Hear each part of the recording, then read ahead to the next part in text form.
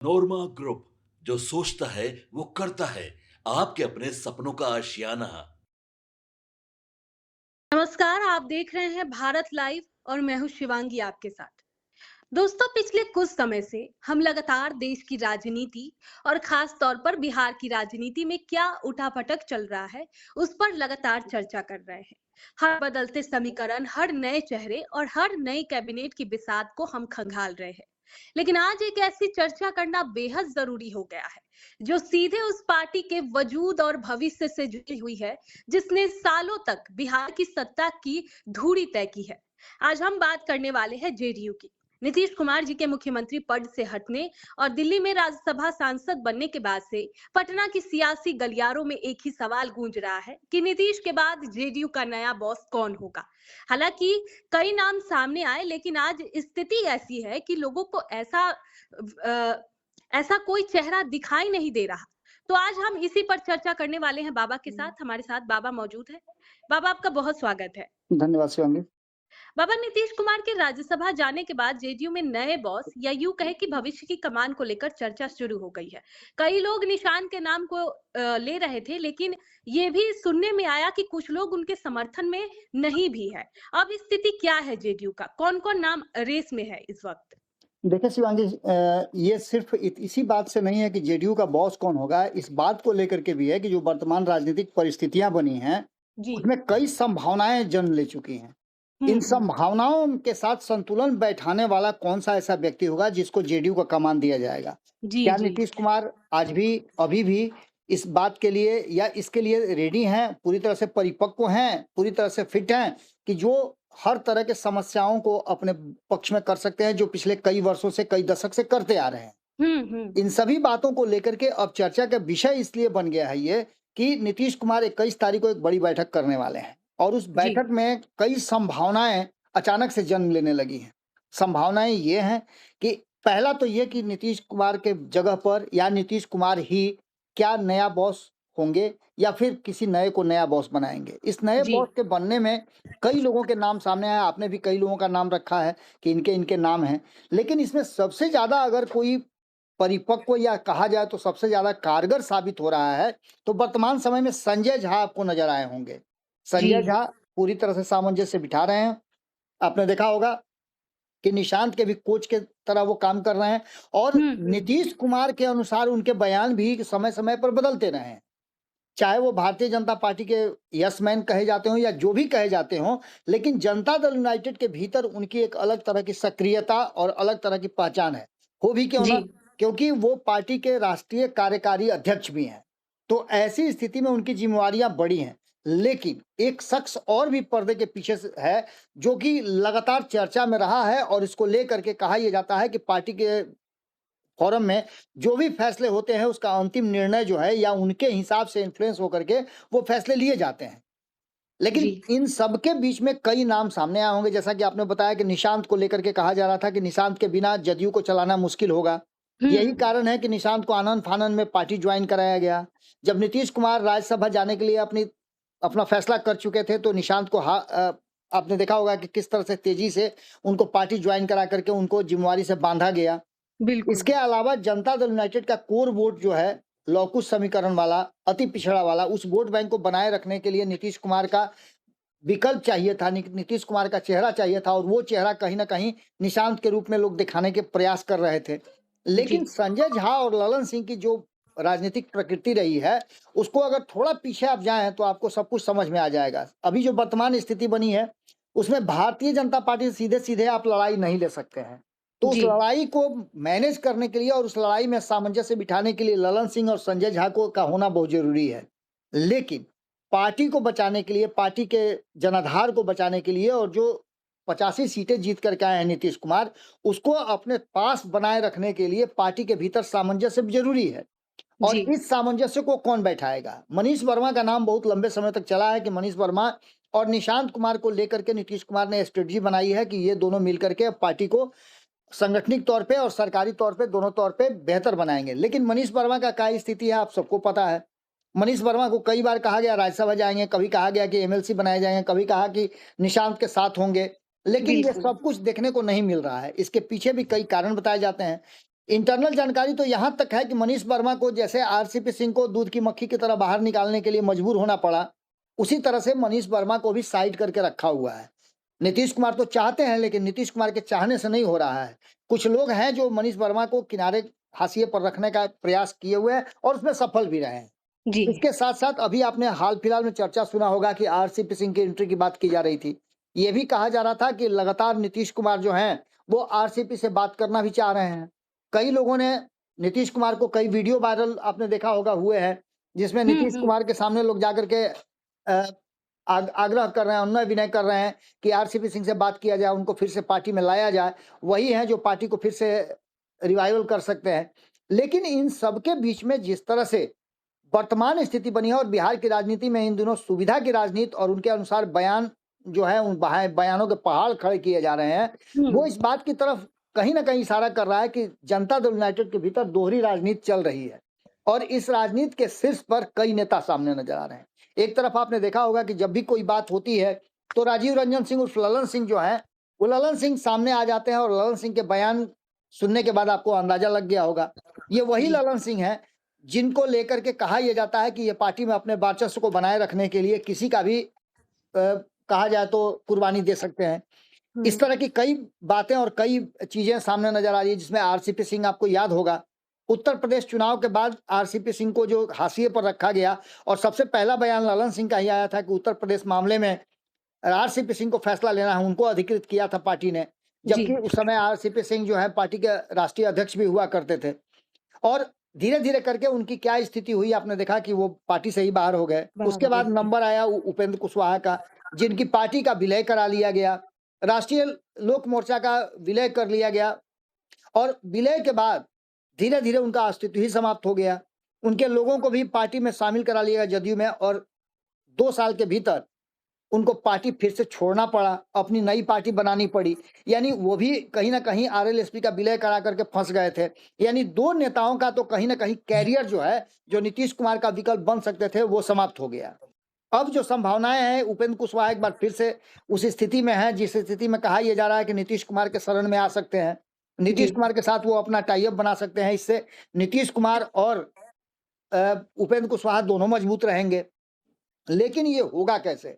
तो इसमें कहा यह जा रहा है कि नीतीश कुमार बिना ललन सिंह के इच्छा के उन उपेंद्र कुशवाहा को फिर से पार्टी में ज्वाइन नहीं करा सकते हैं। जी। 2021 में जिस तरह से उपेंद्र कुशवाहा को लाया गया था, उसमें कई लोगों की भूमिका रही थी, जिसमें वशिष्ठ नारायण सिंह की भी भूमिका थी। ललन सिंह भी चाहते थे कि एक ऐसा व्यक्ति आ जाए जिस पर नीतीश कुमार भरोसा भी करें और आरसीपी सिंह का विकल्प भी हो।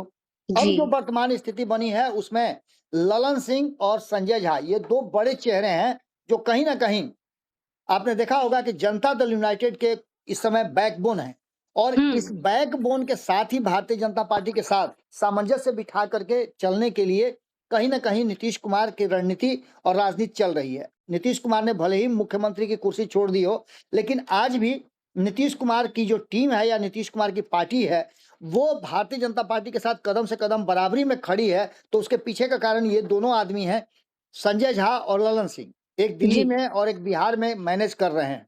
हालांकि दोनों ही दिल्ली से जुड़े हुए हैं और एक तो उसमें मंत्रिमंडल का हिस्सा है तो दूसरे पार्टी के राष्ट्रीय कार्यकारी अध्यक्ष हैं, तो उस नाते भी उनका सीधा सीधा संवाद जो है वो भारतीय जनता पार्टी के साथ होता है, क्योंकि नीतीश कुमार अब उस तरह के संवाद करते नहीं हैं। इन सभी बातों के साथ साथ जो वर्तमान परिस्थिति बनी है उसमें 21 तारीख को यह तय होना है कि जेडीयू का नया बॉस कौन होगा। एक तरफ जहां नीतीश कुमार को अध्यक्ष चुन लिया गया है, वहीं उसकी कहिए तो संवैधानिक जो प्रक्रिया है वो होनी है उसके। लेकिन इसके साथ साथ संजय झा को लेकर के, निशांत को लेकर के, मनीष वर्मा को लेकर के, आरसीपी सिंह को लेकर के और उपेंद्र कुशवाहा को लेकर के भी फैसला होना है कि उनके साथ क्या किया जाए, उनकी क्या भूमिका होगी।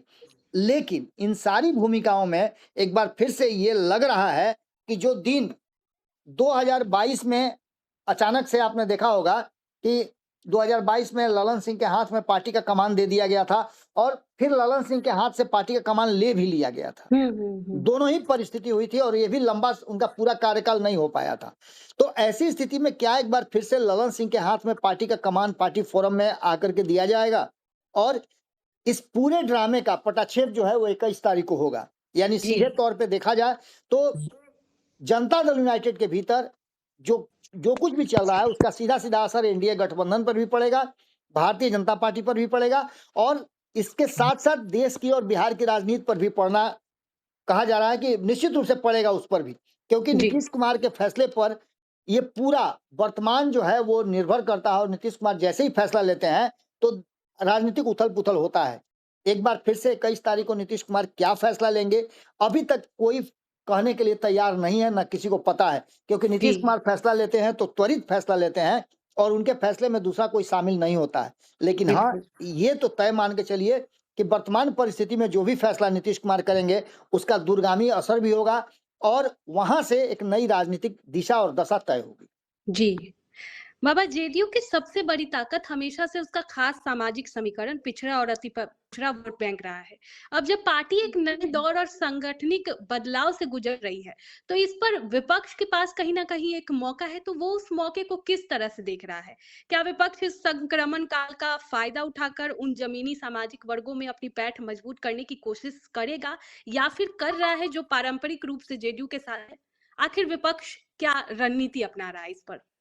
देखिए शिवांगी, सिर्फ विपक्ष ही नहीं, नीतीश कुमार के साथ जो लोग हैं एनडीए गठबंधन में भी, वो जी भी नीतीश कुमार के समीकरण को अपने तरफ आकृष्ट करने कर, की कोशिश कर रहे हैं। आपने देखा बिल्कुल होगा, हम लगातार चर्चा भी कर रहे हैं इस बात की कि जी अभी जी अभी एमएलसी का जो चुनाव हुआ है उसमें आपने देखा हम्म होगा कि अति पिछड़ा समाज जो नीतीश कुमार का कोर वोटर है उसको अपने तरफ करने के लिए बहुत कोशिश की गई और हुआ भी। एक जी ही जाति से आप देखिए कि दोनों ने, दोनों जी जदयू और भाजपा दोनों ने ही उम्मीदवार दिया अति पिछड़ा समाज से। तो ये इस बात की तरफ इशारा कर रहा है कि नीतीश कुमार के वोट बैंक को अपनी तरफ करने की तैयारी शुरू हो चुकी है। शुरू हो चुके जी विपक्ष भी निश्चित रूप से इस पर अपना डोरा डालेगा ही डालेगा। लेकिन हम्म सबसे बड़ी बात कि नीतीश कुमार किस स्थिति में, किस अवस्था में रहते हैं और नीतीश कुमार अपने वोटरों को कैसे समझा पाते हैं। क्या वो जी जी एक ऐसा विकल्प देते हैं जो कि उनका जदयू का बॉस होगा और वो सारे समीकरण को जोड़ के रखेगा। ये 21 तारीख को निश्चित रूप से नीतीश कुमार का फैसला जो होगा या जदयू के का संयुक्त फैसला जो होगा वो इस हम्म बात की तरफ इशारा करेगा कि आखिरकार आगे होना क्या है। जी बहुत बहुत शुक्रिया बाबा आपका। दोस्तों, जेडीयू यानी जनता दल यूनाइटेड का मतलब ही सालों से नीतीश कुमार रहा है। अब जब सूबे में मुख्यमंत्री बीजेपी के सम्राट चौधरी हैं और नीतीश जी दिल्ली की भूमिका में है, तो क्या पार्टी के सामने ये सबसे बड़ा संकट है कि नीतीश कुमार के सीधे नियंत्रण के बिना जेडीयू के भीतर की गुटबाजी को कैसे रोका जाए? क्या नया बॉस चुनना जेडीयू के लिए जीवन मरण का सवाल बन चुका है? जेडीयू के भीतर चल रही ये हलचल सिर्फ एक नए नाम को चुनने की कवायद नहीं है, बल्कि ये पार्टी के भविष्य और उसकी राजनीतिक जमीन को सुरक्षित रखने का एक बहुत बड़ा प्रयास है। नीतीश कुमार जी के दिल्ली के रुख करने के बाद पार्टी को एक ऐसे चेहरे की जरूरत है जो संगठन को एकजुट रख सके और आगामी राजनीतिक चुनौतियों में पार्टी का वजूद बचाए रखे। पर्दे के पीछे चल रही ये रणनीतियां क्या मोड़ लेती है, ये देखना वाकई दिलचस्प होगा। अभी के लिए इतना ही। देखते रहिए भारत लाइव। आपके सपनों को हमने सजाया है, ई होम्स पैनोरामा को हमने बनाया है। ई होम्स मेरा एक सपना था जिस पे मैं पिछले 4 साल से काम कर रहा था। हमने जो बनाया है वो सबने है माना। ई होम्स पैनोरामा में हो आपका भी आशियाना। और फाइनली हमने 2021 में इस प्रोजेक्ट को लॉन्च किया। बहुत लोग अप्रिशिएट कर रहे हैं कि पूर्णिया जैसे शहर में, बिहार के, एक तो बिहार की बात करें उसमें भी पूर्णिया जैसे छोटे जगह में इस तरह का लाइफस्टाइल देना, ये सुन के हम लोगों को बहुत अच्छा लगता है। ई होम्स में हमने कुछ और भी किया है, जैसे हम जिस जगह में रह रहे हैं हमारे फैमिली सिक्योर हो, उनको सिक्योरिटी का ध्यान में रखा है। आपकी सुविधा और सुरक्षा आपके लिए खास है, ये आपका विश्वास है। इसमें आर्टिफिशियल इंटेलिजेंस का 7 लेयर सिक्योरिटी का हमने इस्तेमाल किया है। लस ग्रीन कैंपस को बनाया है। यदि हमारा बाउंड्री वाल है तो वो वर्टिकल गार्डन है। ये जितनी भी फैसिलिटी होता है एक इंटरनेशनल टाउनशिप में ई होम्स है, ये हम लोग विश्वास नहीं कर पा रहे हैं। जो भी हमारे मित्र, दोस्त या जो भी हमारे बाहर के बाहर आते हैं तो हम लोगों को बहुत अच्छा सुनने को मिलता है और बहुत अच्छा क्रेडिट मिल रहा है। वो सारा हमने सिर्फ एक बिल्डिंग नहीं बनाया, हमें एक बहुत अच्छा लाइफस्टाइल दिया ई होम्स में, और मेरा एक सपना था जिसको मैं आज फुलफिल होते हुए देख रहा हूँ। ये आपका आवास है। ई होम्स पैनोरामा में अब आपका निवास है। E homes Panorama, luxurious lifestyle redefined. Panorama group, जो सोचता है वो करता है। अगर ये वीडियो पसंद आई और वह बिहार के राजनीति और बिहारियत से सरोकार रखेनी तो सब्सक्राइब बटन दबा के चैनल के सब्सक्राइब कर ली। ओजे एगो घंटी बा, ओकरा बटन दबा देला से कुल सटीक और मारक खबर रुआ मुफ्त में मिल जाई। अगर रुआ पत्रकारिता के हमनी के नया प्रयोग में सहयोग कर चाहतानी तो ज्वाइन बटन दबा दी। पेटीएम नंबर नोट कर ली 9386816700।